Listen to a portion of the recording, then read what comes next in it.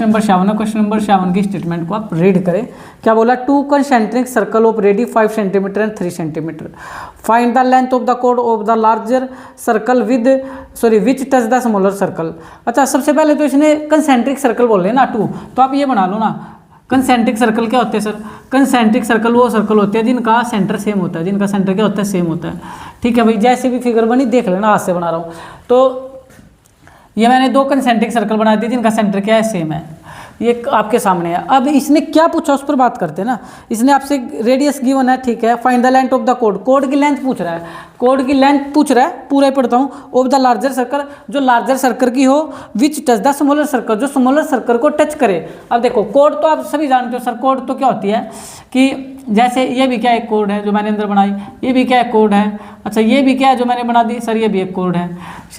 Circle के अंदर कोई भी लाइन खींच दो, सर्कल के अंदर कोई भी लाइन खींच दो, सारी की सारी कोड का लाएंगे, सारी की सारी कोड का लाएंगे। लेकिन इसने हमें स्पेशली बोला कोड वो लो जो बड़े सर्कल की हो, बिग सर्कल की हो। तो मैंने बिग सर्कल की ली है कोड, छोटे की तो ली नहीं, छोटे की तो अंदर होती है। और साथ में बोला जो स्मॉल सर्कल को टच करे। अब आई ना बात है, तो हमें ये कोड लेनी है, ये कोड जो मैंने आप लोगों के सामने बनाई जो स्मॉल सर्कल को टच कर रही है। तो ये कोड होगी आपकी बेसिकली ए बी। पहले तो इस चीज़ को मत बोल देना, ठीक है, क्योंकि क्वेश्चन की डिमांड यही है कि वो कोड लेनी है जो कि स्मॉल सर्कल को क्या कर रही है सर? टच कर रही है। ठीक है, इसका मतलब ये कोड नहीं लेंगे, इसका मतलब ये भी कोड नहीं लेंगे। समझ आ गया आपको? चले, बिग सर्कल की जो स्मॉल सर्कल को टच कर रही है, ये सेंटर मान लो ओ। अब इस ओ को ए से मिला दो, इस सेंटर से एक परपेंडिकुलर डाल दो ओपी।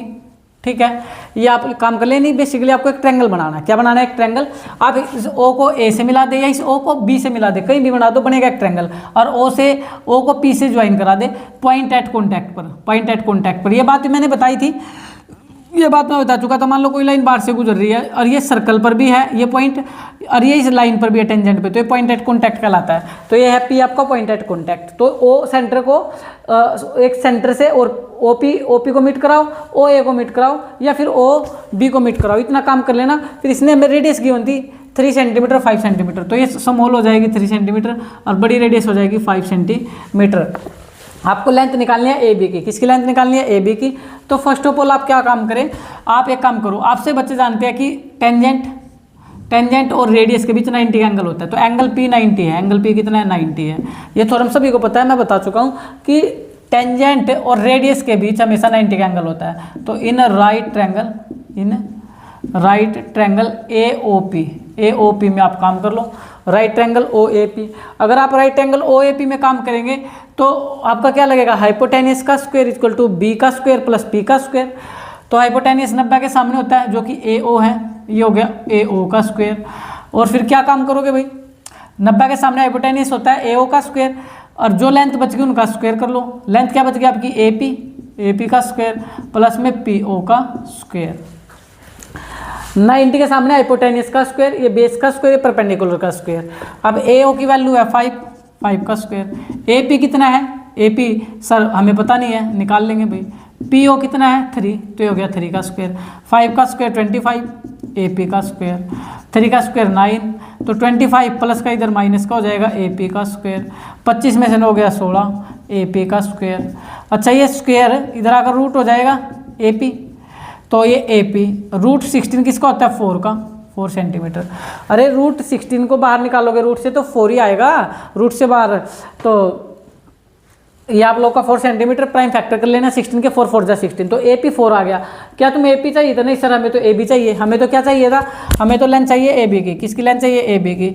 अब ये तो आपसे ही बच्चे जानते होंगे, अगर सेंटर से आप एक परपेंडिकुलर डाल दे कोड पर, तो ये कोड को 2 इक्वल पार्ट में बांट देता है। ध्यान देना, मैंने एक सर्कल लिया, मैंने कोड ले ली, ये सेंटर था, सेंटर से मैं कोई एक परपेंडिकुलर डाल देता हूँ तो इसके 2 बराबर टुकड़े कर देगा, 2 बराबर टुकड़े। अगर ये टोटल 10 का है तो 5 का इधर बचेगा, 5 का इधर बचेगा, ये आपको पता होना चाहिए। तो ये यहाँ भी एक काम हुआ है जो अब ये ए बी जो है ये ए पी आ चुका है 4 सेंटीमीटर। ए पी कितना यहाँ से आता है? 4 सेंटीमीटर, ये 4 है, तो इसका मतलब इधर भी कितना है सर? 4 ही है, तो ये ट्वाइस हो जाएगा।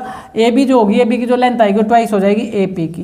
तो 2 × 4 8 centimetre is your right answer. और ये क्यों आया? क्योंकि ये ओ पी परपेंडिकुलर है किस पर? ए बी पर।